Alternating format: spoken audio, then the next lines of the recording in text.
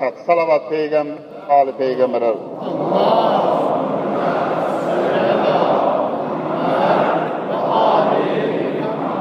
Birbirimizin anlatımız hakkında salavat edelim.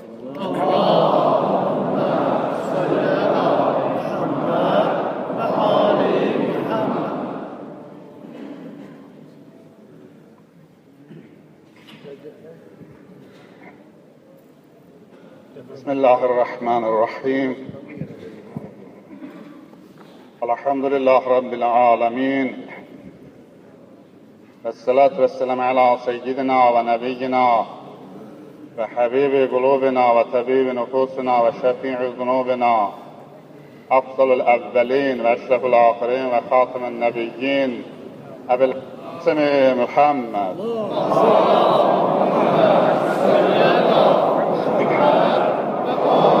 وعلى علي بن أبي طالب والفاطمة الزهراء والحسن والحسين وعلي بن الحسين ومحمد بن علي وجعفر بن محمد وموسى بن جعفر وعلي بن موسى ومحمد بن علي وعلي بن محمد والحسن بن علي والحجة القائم المهدي صلوات الله عليهم أجمعين ولعنا على أعدائهم أجمعين من الآن إلى يوم الدين أما بعد قال الله العظيم أعوذ بالله من الشيطان الرجيم ومن يتوكل على الله فهو حسبه صدق الله العلي العظيم. Allah Teala Kur'an-ı Kerim'de Talak suresinin 3. ayetinde buyurur ki kim Allah'a tevekkül etse Allah ona kifayet eder. Herkes Allah'ı özüne vekil seçse Allah onun için kifayettir. Herkes həqiqət üzündən Allaha təvəkkül edə, Allah o insanın gümanı gəlməyən yerdən onun ruzusunu yetirər. Hədisdə varid olub ki, bir şəxsdən rivayət olunub. Mən təvəkkül etməyi belə gördüm. Rivayət edib ki, bir gün həccə gedirdim. Bir qadını gördüm ki, qafilədə, yəni karvanda çox sürətlə gedir. Elə güman etdim ki, bunun pulu qutarıb, çox tələsik gedir. Əlimi saldım, cibimdən müəyyən qədər pul çıxartdım ki, 20 dirhəm pul çıxartdım, bu qadına verdim ki, al bu pulu, ged özünə bir minik al. Atdan, dəvədən al, piyada getmə. Bu qadın deyir, mənim üzümə baxdı, o pulu məndən almadı, əlin uzatdı havaya, əlin yumdu, sonra mənə tərəf əlin uzatdı, açdı, gördüm, ovucu dolu pullandı. Qızıl pulla ovucu doludur, mənə dedi, buyur, sən al, mənim sənin verdiyin pula ehtiyacım yoxdur. Sonra bu qadın bu ayəni oxudu. Və mən yetəvəkkəl ələllahı fəhüvə həsbuhu. Hər kəs Allaha təvəkkül etsə, Allah ona kifayət edər. Deyir, mən bundan sual etdim, soruşdum, sən nə əməl sahibisən ki, bu məqama yetişə bilmirsən?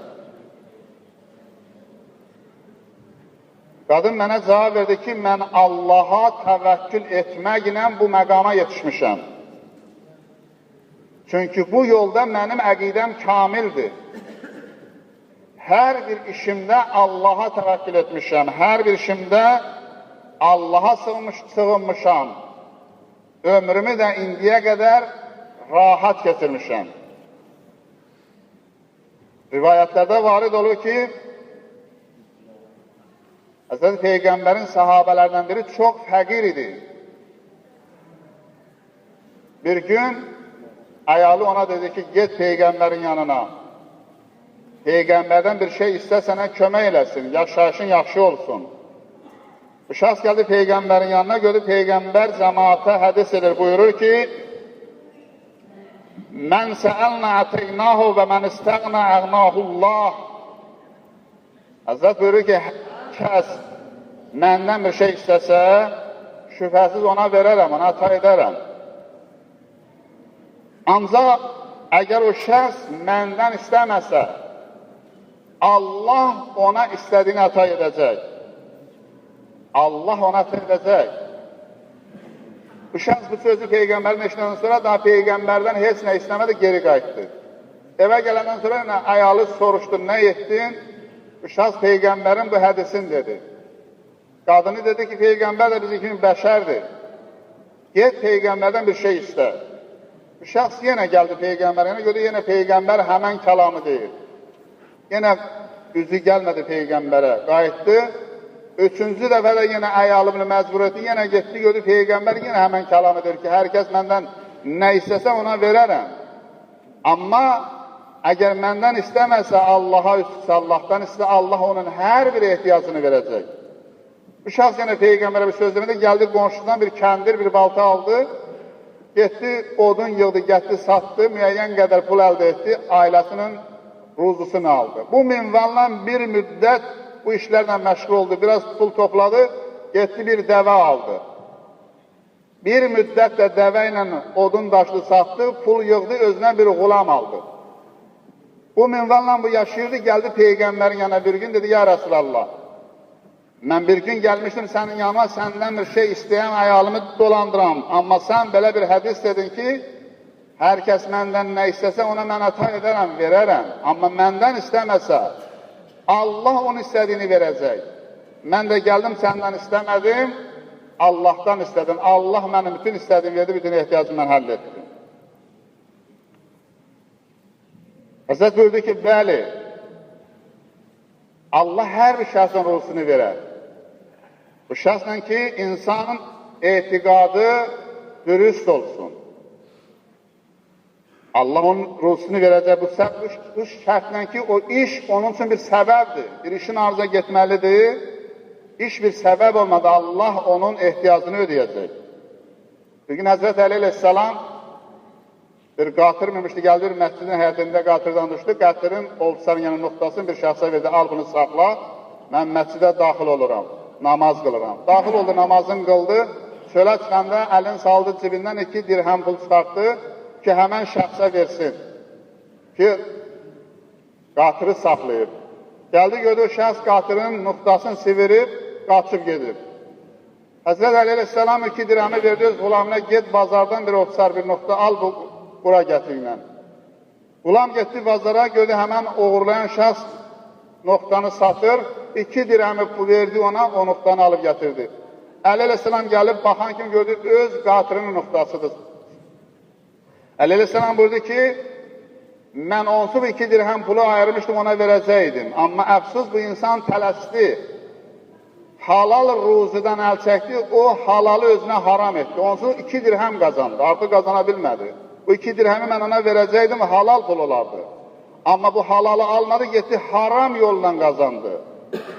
Hər bir insan bilməlidir ki, Allah insan üçün əgər müəyyən qədər ruzi ayırıbsa, İnsan çox da çalışsa, az da çalışsa, ondan artıq qazana bilməz.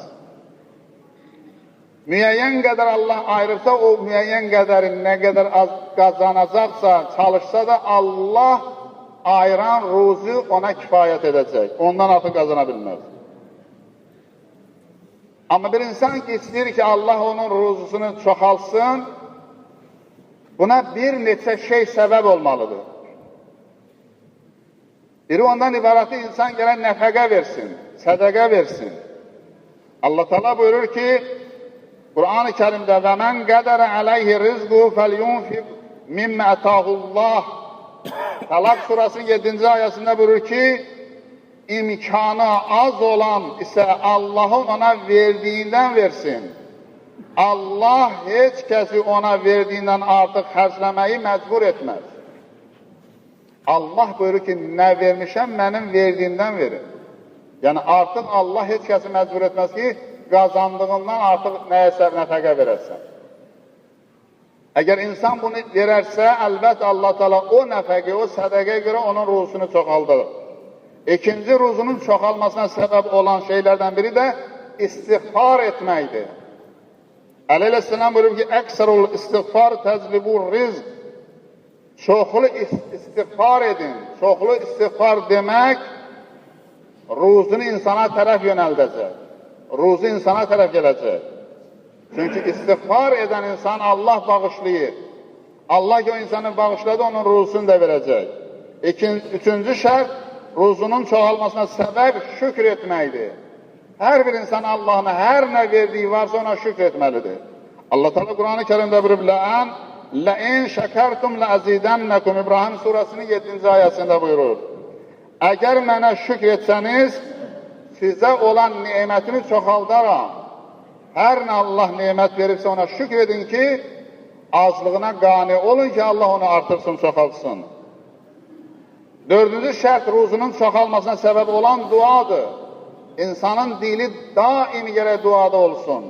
Xüsusən hər insan sübh namazında dua etməlidir. O zaman olunan duaları Allah Teala qəbul edəcək. Buna görə bütün peyğəmbərlər öz zəhməti ilə, halal zəhməti ilə ruzi ardına gediblər. Həzrəti Davud peyğəmbər zireh düzəldərdi, satardı, ondan ailəsini dolandırdı. Hətta öz sənətini başqalarına öyrədərdi. Həzrəti Süleyman peyğəmbər zəmbil toxuyub satardı. Həzrəti Musa peyğəmbər çobanlıq edərdi. Həzrəti Nuh peyğəmbər nəccarlıq edirdi. Bizim peyğəmbərimiz ticarət edirdi. Əli əleyhissalam quyulardan su çəkirdi. Alın təri ilə ruzi qazanırdı. Bütün bu dediklərimiz ondan ötəri idi ki, bunların ehtiyacı var, ondan ötəri deyildi. Yalnız bunu peyğəmbərlər və imamlar bizlər üçün bir örnək, bir ibrət kimi bir yol qoydular ki, insanlar daimi öz halal zəhmətləri ilə çalışıb, özlərinə ruzi qazansınlar, ruzi əldə etsinlər. Bundan əlavə, hər bir insan üçün gecə namazı səbəb olar insanın ruzusunun çoxalması üçün. Hədisdə var ki, bir şəxs İmam Sadiq əleyhissalama fəqirlikdən şikayət etdi. Həzrət buyurdu ki, məgər gecə namazının nafiləsini sən qılmırsanmı? Yəni, gecə namazının nafiləsini qılmaq, Həzrətin deməyindən məlum olur ki, hər kəs bunu qılırsa, Allah onun ruzusunu verəcək, o heç zaman möhtac olmaz. Həzrət Peyğəmbər buyurdu ki, Cəbrail mənə gecə nafiləsi haqqında o qədər sifariş etdi ki, elə güman edirdi ki, Allah gecə nafiləsi mənim ümmətim üçün vacib edəcək. Bu qədər gecə namazlarının əhmiyyəti var. İnsanlar yalnız ibadətinə, itaətinə Allah dərgahına üst tutmalıdırlar. Allaha dua etməlidirlər. Allahdan istəməlidirlər ki, Allah hər bir insanın ehtiyacını edəsin. Çünki insan gərək daimi Allaha təvəkkül etsin. Allaha sökənsin, Allahdan istəsin. Allaha təvəkkül edən insan heç zaman çətinlikdə olmaz. Hər bir işdə insan gərək əməllərin, ibadətin, itaətin Allaha həval eləsin. Qəbul olunmağın Allaha həval eləsin. Allahı vəkil tutsun ki, Allah mənim bu əməllərimin qəbul olmasında mən səni vəkil edirəm. Bütün əməllərimdə sənə təvəkkül edirəm. Bütün yaşayışımda sənə təvəkkül edirəm. Hər bir insan əgər Allaha hər zaman təvəkkül etsə, Allahı vəkil etsə, o zaman o insanı heç zaman çətinlikdə olmaz. Hər bir müşküldə olsa Allah onu müşküldən çıxarar. Hər bir ruzi çətində olsa Allah onun ruzusunu verəcək. Hər bir çətin xəstələ edirsə Allah Teala onun təvəkkül etməni o xəstələrlə qutaracaq. Allah Teala deyək ki, izzətinə cələn Allah Teala hər birimizin əməllərini qəbul etsin inşallah. Allah Teala hər zaman bizim dilimizi təvəkkül edənlərdən qərar versin. Ruzularımız bol olsun. Allah Teala heç kəsə möhtac eləməsin. Öz dərgahına, özünə möhtac eləsin inşallah. Allah Teala bütün xəstələrdə şəfa versin. Allah Teala bütün dünyadan gedənlərimizi rəhmət eləsin. Allah Teala tövbələrimizi qəbul eləsin. Şeytanın vəsvəsəsini qəlbimizdən uzaq eləsin inşallah. Vəssalamu aleykum və rəhmətullahi və bərəkatuhu. Bismillahirrahmanirrahim. İzə cəə nəsrullahi vəl-fəth və rəytən nəsə yətlunə fi dinilləh vəcə fəsəbbih bihamd rabbikə vəstəğfirhu innəhu kânə təvvəbə. Salavat Peyğəmbər və Ali Peyğəmbərə zikr.